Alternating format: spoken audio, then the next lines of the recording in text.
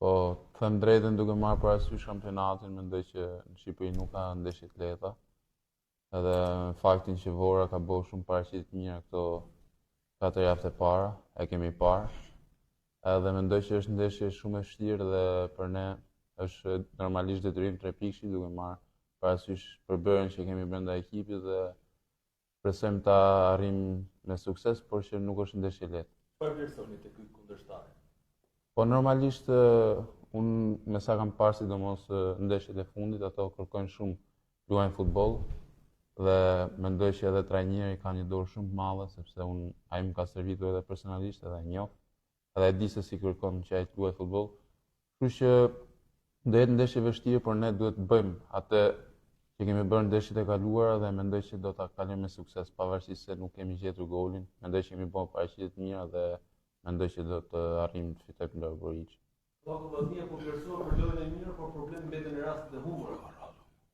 Po të them drejtën, kjo është edhe pishmani jonë, pavarësisht se në Durrës u diskutua offside, por unë nuk mendoj që vetë personalisht nuk mendoj që duhet diskutu offside duke marrë parasysh që rastet që humbëm duhet i shënonim dhe më mirë që ka ndodhur tani dhe të na bëhet mësim që ne edhe të jemi më të përqendruar duke filluar nga uni parë dhe tek i fundit.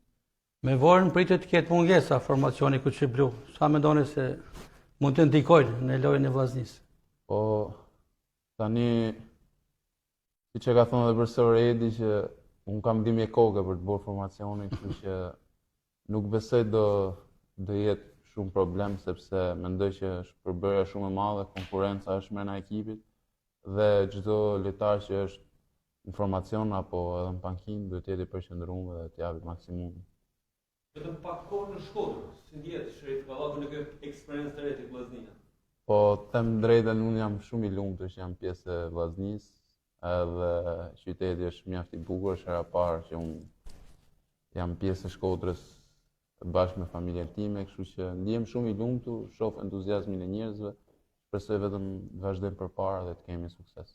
Se për këtë zgjedhje, si besoj keni pasur edhe oferta të tjera? Po normalisht zgjidhja është, du të jemi sinqert, nga profesori Edi Martini, duke marrë parasysh se unë e kam pasur 3 vite tek Teuta dhe du të jem realist që arsyeja është Edi Martini. Kemi parë një kallak në rritje sipër nga java në javë. Mund të themi se keni ardhur në formën e dur 100% apo akoma nuk jeni aty ku duhet? Po duke marrë parasysh që unë erdha u bashkova edhe më vonesë me ekipin, normalisht nuk e prisja edhe me veten që mund të kisha ndeshje të mira ose të isha në rritje kaq shpejt, por jam përkushtuar shumë në stërvitje, sidomos kam dhënë gjithmonë 100% maksimumi dhe jam munduar të mbaj qetësinë dhe ta vazhdoj gradualisht rritjen. Një kampionat që ka nisur deri diku me surpriza për skuadra të ndryshme. Çfarë presim? Mendoni se do jeni një kampionat i rrëmëzuar? Po, siç e thash, Shqipëri nuk ka ndeshje të lehta dhe e ka tregu kampionati vite pas vite, unë e kam ndjekur edhe kur isha jashtë. Kështu që këtë vit ka një ndryshim me sistemin e pikëve, janë pikët ato që mbyllin kampionatin, nuk është më vetëm një ndeshje tege finale. Janë gjitha ekipet vështira, kështu që ne duhet vetëm të kemi përqendrim mjaft pas jave. Në perceptimin tënd, a mendon se vllaznia ka diçka më tepër nga skuadrat e tjera apo e shikojnë në të njëjtin nivel me 2-3 ekipet e tjera që luftojnë për Final Four?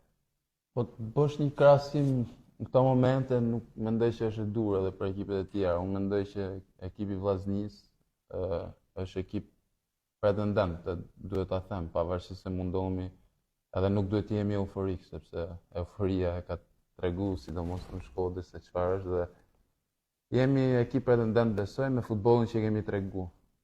Kështu që mendoj që është shumë herët edhe të jap një verdikt që jemi më lart se ekipet e tjera apo jo, sepse në fund shifet çka ke arritur. I favorshëm në 2 ndeshje në shtëpi, 6 pikë detyrim për vllaznin? Po mendoj duke marrë parasysh ndeshjen me Teutën, mendoj me Vorën nuk duhet na falet një hap falls, kështu që prandaj them duhet jemi të fokusuar. Dhe pastaj është edhe Elbasani, por ndeshja është nesër me Vorën, kështu që nuk mund të mendojmë për Elbasanin, vetëm për Vorën. Diçka për tifozërinë, besoj se nuk e keni hasur në skuadrat e tjera, ku keni luajtur. Po jam me të vërtetë shumë i lumtur, siç e thash, e shoh entuziazmin edhe gjatë rrugëve të qytetit, sepse në shkallë dihet te Vlora Boriçi, por unë zakonisht ecin kom, preferoj të ecin kom, dhe e shoh janë gjithë njerëzit entuziastë dhe kjo më bën akoma më të lumtur. Entuziazëm, por dhe kritik, tifozët duhen gjithmonë një Po. vllaznim nivelit të lartë. Po normalisht kritikat ekzistojnë në futboll, pa kritika nuk mund të mësojmë nga gabimet apo ku diun, por gjithsesi kjo është pjesë e futbollit, prandaj futbolli është i bukur. Tha që jeni me familjen në Shkodër, ju kemi parë vazhdimisht me vajzën e vogël përdoret në stadiumin Vlora Boriçi, por me shkallën e vllaznisë në qafë. Po ja usheni një pasion kuqe blu? Po normalisht vajza ime, them drejtën, shef ndeshjet, kuptimin e shef ndeshjet. Thjesht ajo e dashuron topin, sepse unë edhe kur shkoj në dyqane ose kështu, i marr gjithmonë topin dhe ajo ka me shumë pasion që thot gjithmonë babi gol, kështu që Një gol për vajzën ndaj Vorës do të ishte po shpresoj. patjetër. Shpresoj, por inshallah me fitore se ajo është më e rëndësishme. Suksese. Faleminderit ju.